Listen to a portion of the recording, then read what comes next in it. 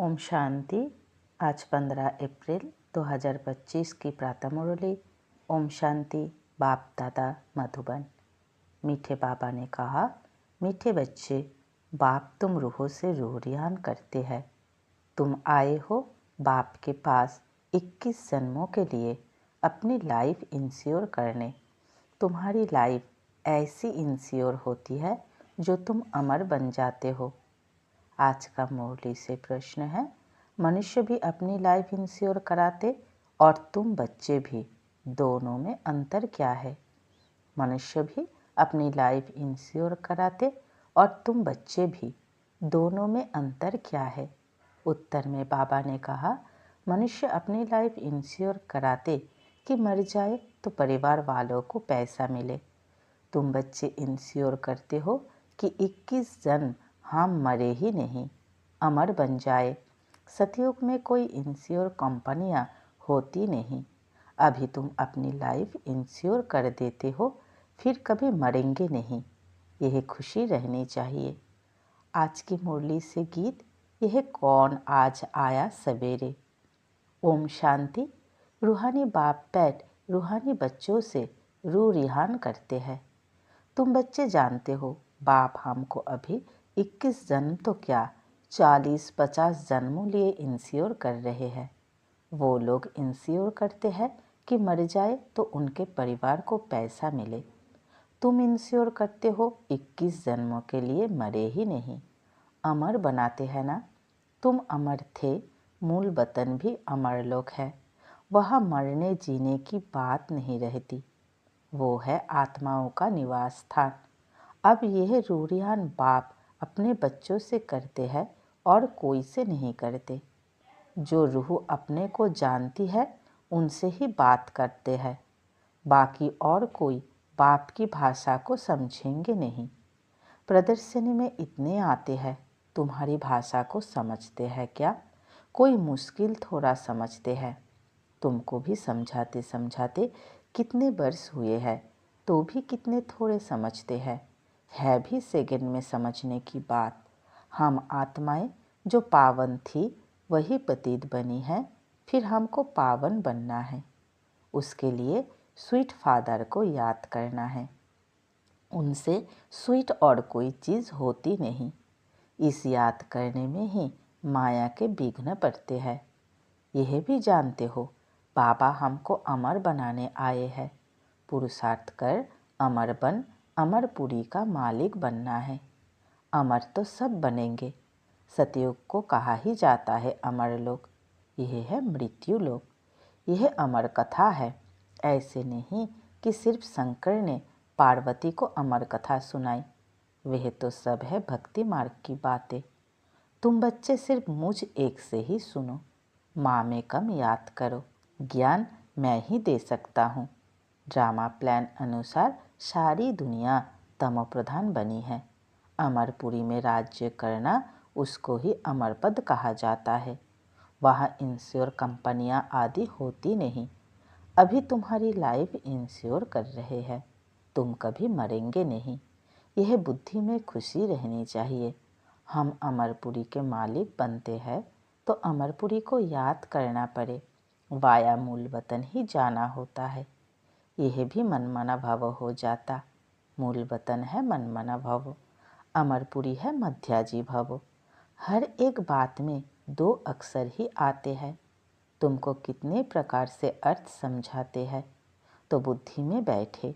सबसे जास्ती मेहनत है ही इसमें अपने को आत्मा निश्चय करना है। हम आत्मा ने यह जन्म लिया है।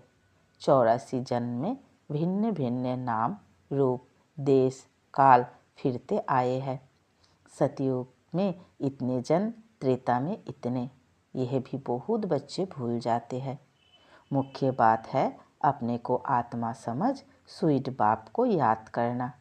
उठते बैठते यह बुद्धि में रहने से खुशी रहेगी। फिर से बाबा आया हुआ है, जिसको हम आधा कल्प याद करते थे कि आओ आकर पावन बनाओ।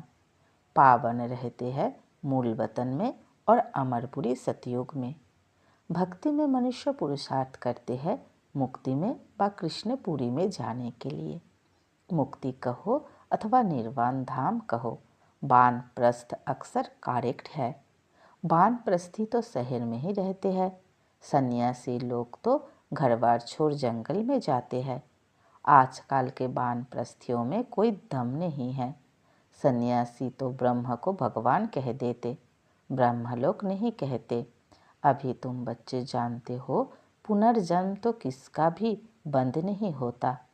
अपना अपना पार्ट सब बजाते हैं। आवागमन से कभी छूटना नहीं है। इस समय करोड़ों मनुष्य है और भी आते रहेंगे, पुनर्जन्म लेते रहेंगे। फिर फर्स्ट फ्लोर खाली होगा। मूल वतन है फर्स्ट फ्लोर, सूक्ष्म वतन है सेकंड फ्लोर, यह है थर्ड फ्लोर, अथवा इनको ग्राउंड फ्लोर कहो। दूसरा कोई फ्लोर है नहीं। वह समझते हैं स्टार्स में भी दुनिया है, ऐसे है नहीं। फर्स्ट फ्लोर में आत्माएं रहती है, बाकी मनुष्य के लिए तो यह दुनिया है। तुम बेहद के वैरागी बच्चे हो। तुम्हें इस पुरानी दुनिया में रहते हुए भी इन आँखों से सब कुछ देखते हुए नहीं देखना है। यह है मुख्य पुरुषार्थ, क्योंकि यह सब खत्म हो जाएगा। ऐसे नहीं कि संसार बना ही नहीं है, बना हुआ है, परंतु उनसे वैराग्य हो जाता, अर्थात सारी पुरानी दुनिया से वैराग्य। भक्ति, ज्ञान और वैराग्य। भक्ति के बाद है ज्ञान, फिर भक्ति का वैराग्य हो जाता। बुद्धि से समझते हो कि यह पुरानी दुनिया है, यह हमारा अंतिम जन्म है, अभी सबको वापिस जाना है। छोटे बच्चों को भी शिव बाबा की याद दिलानी है। उल्टे सुल्टे खान पान आदि की कोई आदत नहीं डालनी चाहिए। छोटेपन से जैसी आदत डालो वैसी आदत पड़ जाती है। आजकल संग का दोष बड़ा गंदा है। संग तारे कुसंग बोरे, यह विषय सागर वैश्यालय है। सत्य तो एक ही परमपिता परमात्मा है। गॉड इज़ वन कहा जाता है। वह आकर सत्य बात समझाते हैं। बाप कहते हैं, हे रूहानी बच्चों, मैं तुम्हारा बाप तुमसे रूह रिहान कर रहा हूँ। मुझे तुम बुलाते हो ना। वही ज्ञान का सागर पतित पावन है। नई सृष्टि का रचयिता है, पुरानी सृष्टि का विनाश कराते हैं। यह त्रिमूर्ति तो प्रसिद्ध है। ऊंचते ऊंच है शिव। अच्छा, फिर सूक्ष्म वतन में है ब्रह्मा विष्णु शंकर। उन्हों का साक्षात्कार भी होता है, क्योंकि पवित्र है ना। उन्हों को चैतन्य में इन आँखों से देख नहीं सकते, बहुत नौधा भक्ति से देख सकते हैं। समझो कोई हनुमान का भक्त होगा तो उनका साक्षात्कार होगा। शिव के भक्त को तो झूठ बताया गया है कि परमात्मा अखंड ज्योति स्वरूप है। बाप कहते हैं, मैं तो इतनी छोटी सी बिंदी हूँ। वह कहते अखंड ज्योति स्वरूप अर्जुन को दिखाया। उसने कहा, बस मैं सहन नहीं कर सकता हूँ। उनको दीदार हुआ तो यह गीता में लिखा हुआ है। मनुष्य समझते हैं अखंड ज्योति का साक्षात्कार हुआ। अब बाप कहते हैं, यह सब भक्ति मार्ग की बातें दिल खुश करने की है। मैं तो कहता ही नहीं हूँ कि मैं अखंड ज्योति स्वरूप हूँ। जैसे बिंदी मिसाल तुम्हारी आत्मा है, वैसे मैं हूँ। जैसे तुम ड्रामा के बंधन में हो, वैसे मैं भी ड्रामा के बंधन में बंधा हुआ हूँ। सब आत्माओं को अपना अपना पार्ट मिला हुआ है। पुनर्जन्म तो सबको लेना ही है, नंबरवार सबको आना ही है। पहले नंबर वाला फिर नीचे जाता है। कितनी बातें बाप समझाते हैं।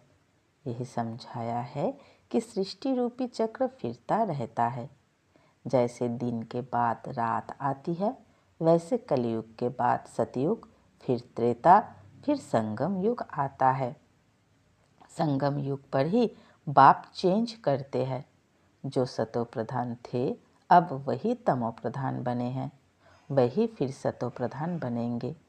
बुलाते भी है, हे पतित पावन आओ। तो अब बाप कहते हैं, मन मना भवो। मैं आत्मा हूँ, मुझे बाप को याद करना है। यह यथार्थ रीति कोई मुश्किल समझते हैं। हम आत्माओं का बाप कितना मीठा है। आत्मा ही मीठा है ना। शरीर तो खत्म हो जाता है, फिर उनकी आत्मा को बुलाते हैं। प्यार तो आत्मा से ही होता है ना। संस्कार आत्मा में रहते हैं। आत्मा ही पढ़ती सुनती है। देह तो खत्म हो जाती है। मैं आत्मा अमर हूँ, फिर तुम मेरे लिए रोते क्यों हो। यह तो देह अभिमान है ना।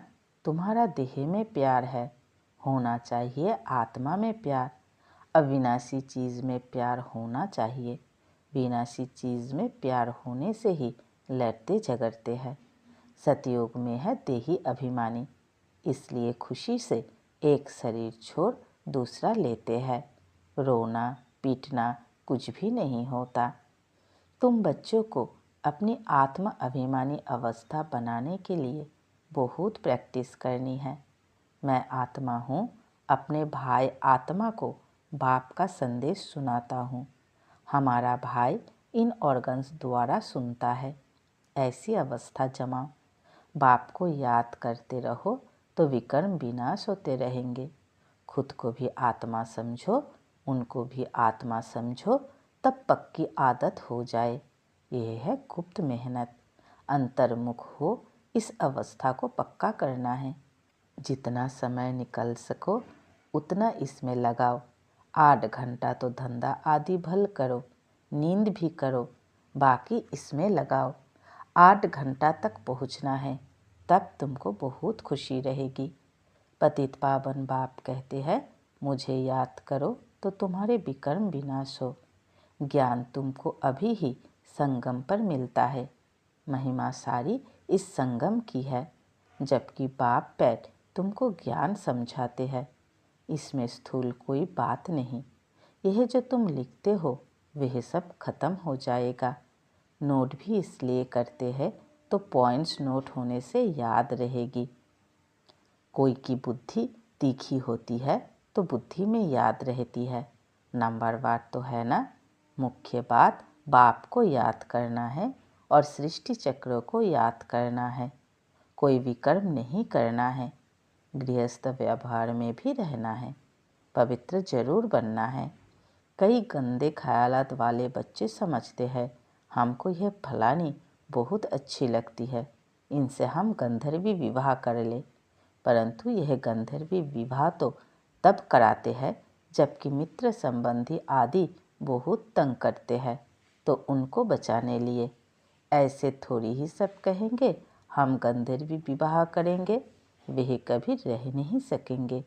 पहले दिन ही जाकर गटर में पड़ेंगे। नाम रूप में दिल लग जाती है, यह तो बड़ी खराब बात है। गंधर्वी विवाह करना कोई मासी का घर नहीं है। 1-2 से दिल लगी तो कह देते गंधर्वी विवाह करे। इसमें संबंधियों को बड़ा खबरदार रहना चाहिए। समझना चाहिए यह बच्चे काम के नहीं। जिससे दिल लगी है उससे हटा देना चाहिए, नहीं तो बातें करते रहेंगे। इस सभा में बड़ी खबरदारी रखनी होती है। आगे चल बड़े कायदेशीर सभा लगेगी। ऐसे ऐसे ख्यालात वाले को आने नहीं देंगे। जो बच्चे रूहानी सर्विस पर तत्पर रहते हैं, जो योग में रहकर सर्विस करते हैं, वही सतयुगी राजधानी स्थापन करने में मददगार बनते हैं। सर्विसेबल बच्चों को बाप का डायरेक्शन है, आराम हराम है। जो बहुत सर्विस करते हैं वह जरूर राजा रानी बनेंगे। जो मेहनत करते हैं, आप समान बनाते हैं, उनमें ताकत भी रहती है। स्थापना तो ड्रामा अनुसार होनी ही है। अच्छी रीति सब पॉइंट्स धारण कर फिर सर्विस में लग जाना चाहिए। आराम भी हराम है, सर्विस ही सर्विस, तब उच्च पद पाएंगे। बादल आए और रिफ्रेश होकर गए सर्विस पर। सर्विस तो तुम्हारी बहुत निकलेगी। किस्म किस्म के चित्र निकलेंगे जो मनुष्य झट समझ जाए। यह चित्र आदि भी इम्प्रूव होते जाएंगे। इसमें भी जो हमारे ब्राह्मण कुल के होंगे वे अच्छी रीति समझेंगे। समझाने वाले भी अच्छे हैं तो कुछ समझेंगे। जो अच्छी रीति धारणा करते हैं, बाप को याद करते हैं, उनके चेहरे से ही मालूम पड़ जाता है। बाबा, हम तो आपसे पूरा वर्षा लेंगे, तो उनके अंदर खुशी के ढोल बजते रहेंगे। सर्विस का बहुत शौक होगा। रिफ्रेश हुए और यह भागे। सर्विस के लिए हर एक सेंटर से बहुत तैयार होने चाहिए। तुम्हारी सर्विस तो बहुत फैलती जाएगी। तुम्हारे साथ मिलते जाएंगे। आखिरी एक दिन सन्यासी भी आएंगे। अभी तो उन्हों की रजाई है। उन्हों के पैरों पर पड़ते हैं, पूछते हैं। बाप कहते हैं यह भूत पूजा है। मेरे तो पैर है नहीं, इसलिए पूजने भी नहीं देंगे। मैंने तो यह तन लोन लिया है, इसलिए इनको भाग्यशाली रथ कहा जाता है। इस समय तुम बच्चे बहुत सौभाग्यशाली हो, क्योंकि तुम यहाँ ईश्वरीय संतान हो। गायन भी है, आत्माएं परमात्मा अलग रहे बहुकाल। तो जो बहुत काल से अलग रहे हैं वही आते हैं, उनको ही आकर पढ़ाता हूँ। श्री कृष्ण का यह अंतिम जन्म है, इसलिए नाम भी इस एक का श्याम सुंदर पड़ा है।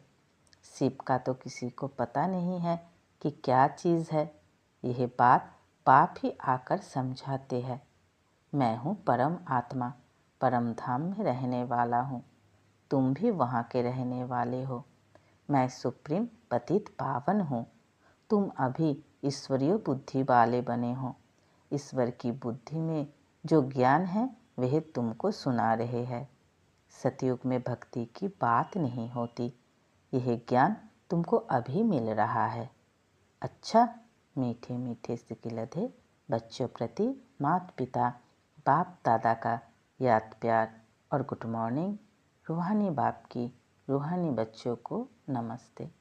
हम सब रूहानी बच्चों की रूहानी माता पिता बाप दादा को याद प्यार, गुड मॉर्निंग और नमस्ते नमस्ते नमस्ते। शुक्रिया बाबा, शुक्रिया। धारणा के लिए मुख्य सार। पहली पॉइंट, अंतर्मुखी होकर अपनी अवस्था को जमाना है, अभ्यास करना है। मैं आत्मा हूँ, अपने भाई आत्मा को बाप का संदेश देता हूँ। ऐसा आत्म अभिमानी बनने की गुप्त मेहनत करनी है। दूसरी पॉइंट, रूहानी सर्विस का शौक रखना है। आप समान बनाने की मेहनत करनी है। संग का दोष बड़ा गंदा है, उससे अपने को संभालना है।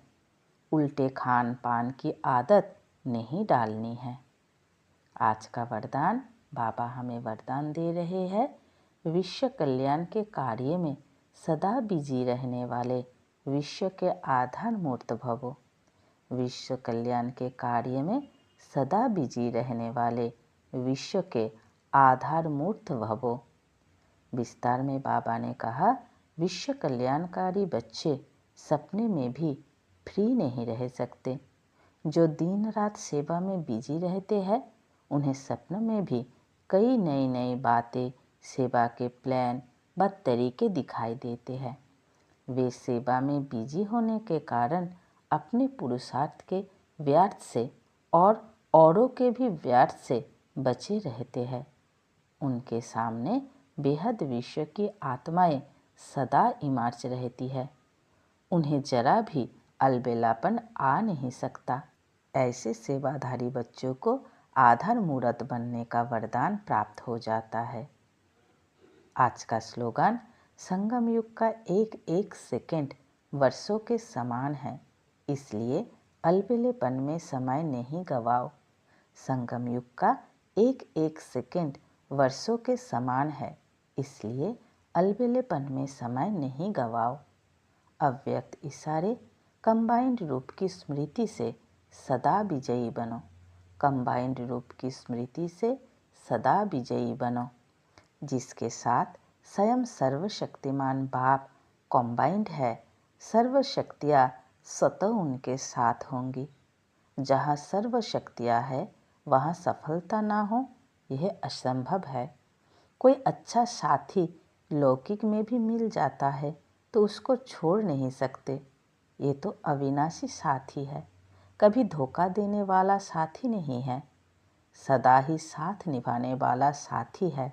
तो सदा साथ साथ रहो। अच्छा, ओम शांति।